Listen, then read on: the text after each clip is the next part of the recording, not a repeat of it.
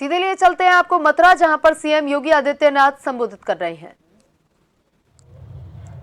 तो किसी भी अन्य दल के पास प्रत्याशी ढूंढे हुए नहीं मिल रहा है, उधार में प्रत्याशी ला रहे हैं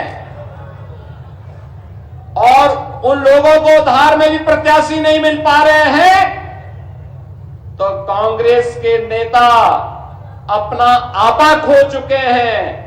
अब भारत की मातृशक्ति के प्रति अपमानजनक टिप्पणी करके आधी आबादी का अपमान करने पर उतारू हो चुके हैं। लेकिन इन कांग्रेसियों को और इंडी गठबंधन के लोगों को इस बात की जानकारी होनी चाहिए, ये राधे रानी की भूमि है, यमुना मैया की कृपा इस भूमि पर है। अगर आधी आबादी का अपमान करोगे तो आधी आबादी ही नहीं बल्कि पूरा भारतवर्ष उन्हें ऐसा सबक सिखाएगा कि आगे से वे राजनीति करने लायक नहीं बच पाएंगे।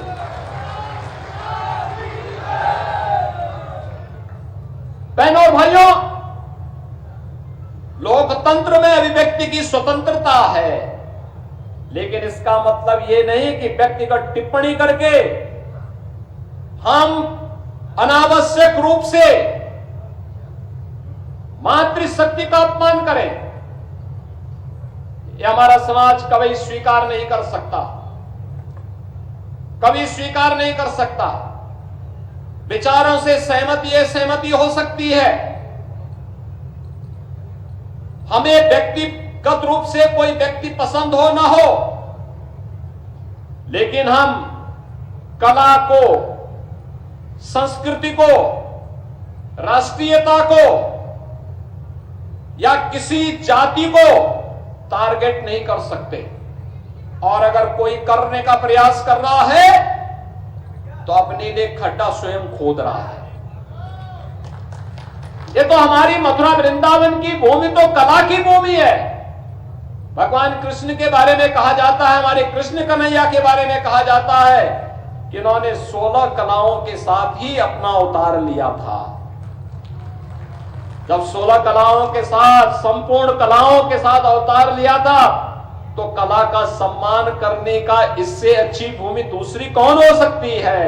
और इसीलिए भारत की सिने जगत की सबसे सुविख्यात अदाकार के रूप में जिन्होंने अपनी कला और अपनी प्रतिभा के माध्यम से भारत की परंपरा को, भारत की संस्कृति को, भारत के सिने जगत को, भारत की परंपरा और संस्कृति की कला को वैश्विक मंच पर स्थापित करने में अपना पूरा जीवन लगा दिया हो, और जिसके मंचन को देखने के लिए आज भी लाखों लाख लोग जुड़ते हैं, चाहे वे गंगा की प्रस्तुति हो, चाहे वह मीराबाई की प्रस्तुति हो, चाहे वह मां दुर्गा की प्रस्तुति हो, उस कला का सम्मान कौन भारतीय नहीं करेगा, कौन भारतीय नहीं करेगा।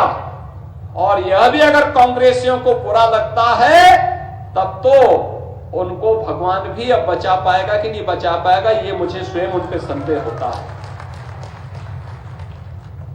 बहनों और भाइयों, ये लोकसभा का चुनाव चल रहा है। पहले चरण के नामांकन की प्रक्रिया पूरी होने के बाद आज दूसरे चरण के नामांकन की प्रक्रिया भी पूरी होने जा रही है। अब पहले और दूसरे चरण में चुनाव प्रचार कार्य युद्ध स्तर पर आगे बढ़ेगा। मैं भी कुछ दिन पहले यहां आया था, मैंने विकास की चर्चा भी की, संस्कृति की चर्चा भी की, देश के अंदर क्या माहौल है इसकी चर्चा भी की। मैं कल आगरा में था, सायकाल वाराणसी गया और आज फिर मथुरा में फिर आपके बीच में यहां पर आया हूं। तो उत्तर में चाहे वह सहारनपुर बिजनौर हो या वाराणसी बलिया, चारों ओर जाकर के हम ही लोग बता सकते हैं ना कि वास्तव में माहौल कैसा है और जनता जनार्दन क्या चाहती है। चारों ओर एक ही आवाज आ रही है, हर मन में एक ही बात है कि हमें मोदी जी ने 10 वर्ष तक देश के लिए जिस प्रतिबद्धता के साथ कार्य किया है मोदी जी के प्रति कृतज्ञता ज्ञापित करते हुए हम अपना एक एक वोट मोदी जी को देंगे, कमल निशान पर देंगे, भारतीय जनता पार्टी के प्रत्याशियों को विजयी बनाते हैं। सभी जगह से एक आवाज है। और बहनों और भाइयों, यह आवाज वैसे ही नहीं है। पहली बार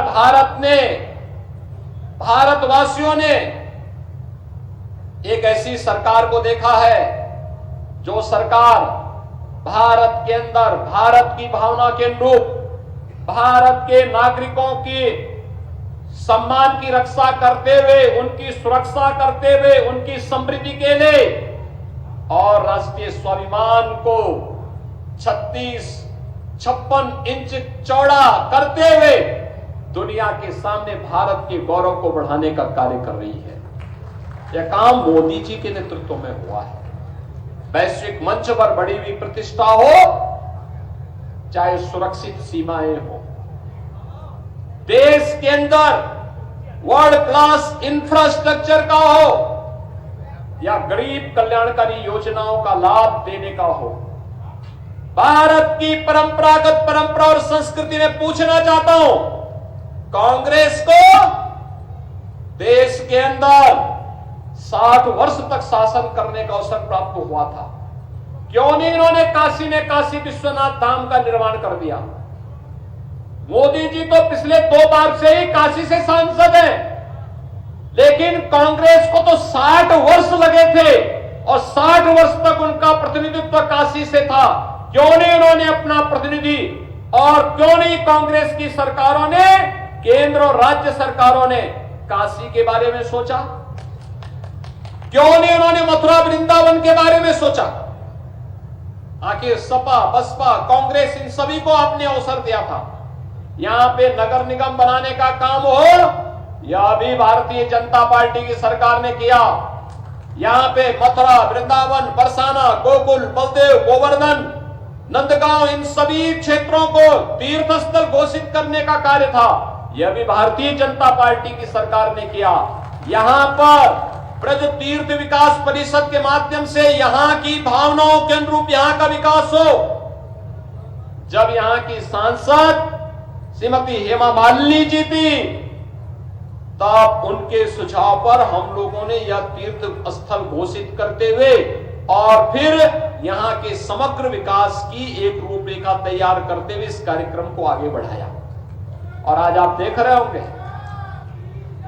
आज तो देख रहे होंगे, इन सभी तीर्थों में विकास के कार्य तेजी के साथ आगे बढ़ते हुए दिखाई दे रहे हैं। बहुत सारे मामले हैं जहां न्यायालय में मामले लंबित हैं, उन कारणों से हमें थोड़ा रुकना पड़ता है। और हम तो ये मान के चलते हैं कि अंततः हमारी जीत होनी है। हमने अयोध्या के लिए 500 वर्षों का इंतजार किया, लेकिन संघर्ष से कभी पीछे हटे नहीं और अंततः परिणाम आया। क्यों नहीं अयोध्या में राम मंदिर का निर्माण कांग्रेस और सपा बसपा वालों ने कर दिया? ये तो राम भक्तों पर गोली चलाते थे। इनके द्वारा क्या कुछ अयोध्या में नहीं किया गया?